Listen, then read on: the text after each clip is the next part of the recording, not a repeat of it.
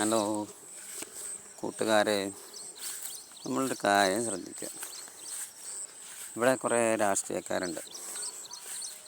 കുറേ ഇടത് വലത് മദ്യം ഇങ്ങനെ പല ഗ്രൂപ്പായിട്ടുള്ള രാഷ്ട്രീയക്കാർ. ഇവരൊക്കെ വന്ന് പോകുമ്പോൾ കുറേ ഓഫറുകൾ ഇങ്ങനെ പറഞ്ഞ് വോട്ട് പിടിക്കും. അതിന് സ്വീകരിച്ചിട്ട് അവർക്ക് വോട്ടും കൊടുത്തിട്ട് അവരിങ്ങനെ നന്നാക്കി കൊണ്ടെടുക്കുന്ന കുറേ പൊട്ടന്മാരായ പൗരന്മാരാണ്. നമ്മൾ ചിന്തിച്ചേക്കണേ, എല്ലാ രാജ്യത്തും പെട്രോളായാലും ഡീസലായാലും സ്വർണ്ണമായാലും ഒക്കെ ജനങ്ങൾക്ക് ഉപകാരമുള്ള കാര്യങ്ങളാണ്. അതിനൊക്കെ വില കൂടണമുണ്ട് കുറയണമുണ്ടും ഒക്കെ ഉണ്ട്. പക്ഷേ നമ്മളെ നാട്ടിൽ എന്താ നടക്കുന്നത്? നമ്മളെ നാട്ടിൽ കൊല്ലുകയാണ്. ഇവിടുത്തെ രാഷ്ട്രീയ അധികാരികൾ കൂട്ടു നിന്നിട്ടാണ് ഇതൊക്കെ നടക്കുന്നത്. ആ ഗവൺമെൻറ് തീരുമാനിച്ചതിനൊക്കെ ശാശ്വതമായ പരിഹാരം കിട്ടും.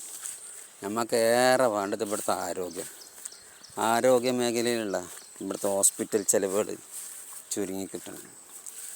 രണ്ടാമത് ഇവിടുത്തെ വിദ്യാഭ്യാസം, പഠിക്കാനുള്ള കാഴ്ചപ്പാട്. പഠിച്ച് വലുതാവാൻ കോടികൾ വേണം, ലക്ഷങ്ങൾ വേണം. എന്നിട്ട് ജോലി എടുത്തിട്ട് ജോലി മര്യാദയ്ക്ക് കിട്ടുന്നുണ്ടോ നമ്മുടെ നാട്ടിൽ? അതുമില്ല. ഡിഗ്രി കഴിഞ്ഞാൽ എല്ലാവർക്കും വിദ്യാഭ്യാസ യോഗ്യതയുള്ള എല്ലാവർക്കും ഗവൺമെൻറ് ജോലി. ആ ഒരു 30-40 വയസ്സ് വരെ ആ ഗവൺമെൻറ് ജോലി ഉണ്ടെങ്കിൽ ആ വ്യക്തിക്ക് പിന്നെ പെൻഷൻ്റെ ആവശ്യം കൊടുക്കേണ്ട ആവശ്യമില്ല. ആ കിട്ടുന്ന സമ്പാദ്യത്തിന് ബിസിനസ്സോ ജോലിയോ എന്തെങ്കിലുമൊക്കെ ചെയ്ത് ജീവിക്കാൻ പറ്റും. പിന്നെ ഇവിടുത്തെ കുറേ MLA-മാർക്ക് പെൻഷൻ, കുറേ തന്തപ്പുടികളായ കുറേ ഉദ്യോഗസ്ഥന്മാർ. ഈ സമ്പ്രദായം മാറ്റണം നമുക്ക്. വയസ്സ് കാലമാകുമ്പോഴും ഉദ്യോഗസ്ഥന്മാർ എന്നിട്ട് അവർക്കൊരു പേപ്പർ ശരിയാക്കാനോ അവർക്ക് ഷുഗറിൻ്റെ ഗുളിക കുടിക്കാനോ പ്രഷറിൻ്റെ ഗുളിക കുടിക്കാനൊക്കെ നേരമുള്ളൂ. ഈ സമ്പ്രദായം മാറ്റം ഇവിടുത്തെ യുവാക്കൾ അണിനിരക്കണം. നമ്മുടെ നാട് നമ്മളെ സമ്പത്താണ്. നമ്മളെ സമ്പത്ത് കൊണ്ട് മറ്റുള്ളവരെ തീറ്റിപ്പോറ്റിയാണ് നമ്മൾ ചെയ്യുന്നത്. അതൊന്നും ഒഴിവാക്കണം. നമ്മളെ സമ്പത്ത് നമ്മളിലേക്ക്. ഇവിടെ കുറേ KSRTC-യിൽ ഇപ്പോൾ കോൺഗ്രസ് കയറിയിട്ട് ഇപ്പം എന്താ പറയണത്? KSRTC-യിൽ സൗജന്യ യാത്ര പെണ്ണുങ്ങൾക്ക്. ഈ പെണ്ണുങ്ങളെ ഒന്നുണ്ടായതാണ്.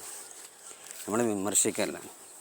പെണ്ണുങ്ങളൊക്കെയും ജോലിക്ക് പോണ തൊഴിലാളികളുണ്ട് അവിടെ, കൂലിപ്പണിക്ക് പോണ സാധാരണക്കാർ. അവരെന്താ ചെയ്യേണ്ടത്?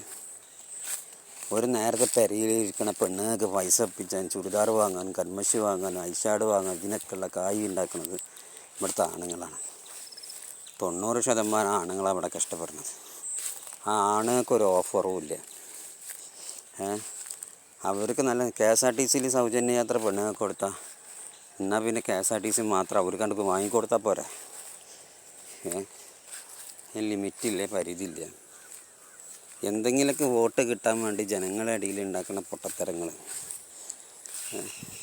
അവർക്ക് ശമ്പളം ആരാ കൊടുക്കുക? ഇത്രയും ഉദ്യോഗസ്ഥന്മാർ ജോലിക്കാരുണ്ട്. അവരും സാധാരണ ബസ്സിലെ ജോലിക്കാരുമായി തന്നെയല്ലേ. അപ്പം ജനങ്ങളെ പൊട്ടന്മാരാക്കുക, ഇവിടുത്തെ പ്രൈവറ്റ് മേഖല കീഴടക്കുക എന്നുള്ള ചിന്താഗതിയാണ് ഇവിടുത്തെ രാഷ്ട്രീയ കൊള്ളരുതേമയ്ക്കുള്ളത്. അപ്പം നമുക്കെല്ലാവർക്കും കൂടെ നിന്ന് ഇതിന്ന് ബുദ്ധിയുള്ളവർ മനസ്സിലാക്കി നമുക്ക് ഇതിനൊക്കെ ഒരു അറുതി വരുത്തണം. ഇങ്ങനെയുള്ള ഇവരെ കൊണ്ട് ഈ കാണുന്ന പച്ചപ്പ് ഉണ്ടല്ലോ, ഈ രാഷ്ട്രീയക്കാരെ കൊണ്ട് നമുക്ക് നഷ്ടം വരണമെന്ന് വെച്ചാൽ ഈ കാണുന്ന പച്ചപ്പ് നഷ്ടപ്പെടും. ഇനി ഇതേമാതിരി നല്ലൊരു ശുദ്ധവായു ശ്വസിക്കാൻ നമുക്ക് കഴിയും തോന്നുന്നു. ഇതാണ് ഇവരൊക്കെ കാട്ടിക്കൂട്ടണത്. അപ്പം രാവിലെ 6 മണിക്ക് ജോലിക്ക് പോകുന്നത് പെണ്ണുങ്ങളല്ല, ആണുങ്ങളാണ്. ഈ ആണുങ്ങൾക്ക് ജോലിക്ക് പോകുമ്പോൾ കൂലിക്കായി തന്നെ മര്യാദക്ക് കിട്ടണില്ല. തല ചൊറിഞ്ഞിട്ട് നടത്തണം. അതവർ സ്വന്തമായിട്ട് നയിച്ചുണ്ടാക്കുന്ന ആൾക്കാരാണെങ്കിൽ അവർക്ക് എന്തില്ല, ഇവിടെ നല്ലപോലെ റേഷൻ കാർഡും കിട്ടണില്ല, ചോറും ഇല്ല, അരിയും ഇല്ല, ഒന്നുമില്ല.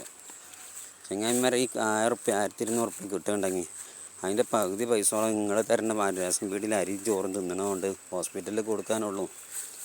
ഗവൺമെൻറ് തരുന്നത് ആരോഗ്യമല്ല, ഗവൺമെൻറ് തരുന്നത് രോഗം നശിപ്പിക്കും. ഇവിടുത്തെ കള്ളും സാപ്പും പൂട്ടി എല്ലാ കാര്യങ്ങളും ക്ലിയർ ആക്കുകയാണെന്നുണ്ടെങ്കിൽ എത്ര ക്ലിയറാവും? എൻ്റെ സർക്കാർ അതിന് നല്ല ഇതുകൊണ്ട് ഒന്നിക്കല്ലേ ജനങ്ങളിത് കാര്യത്തിലിറങ്ങും. അല്ലെങ്കിൽ സർക്കാർ ഇത് മുന്നിട്ട് കാര്യങ്ങൾ ചെയ്യാൻ. ഓക്കെ.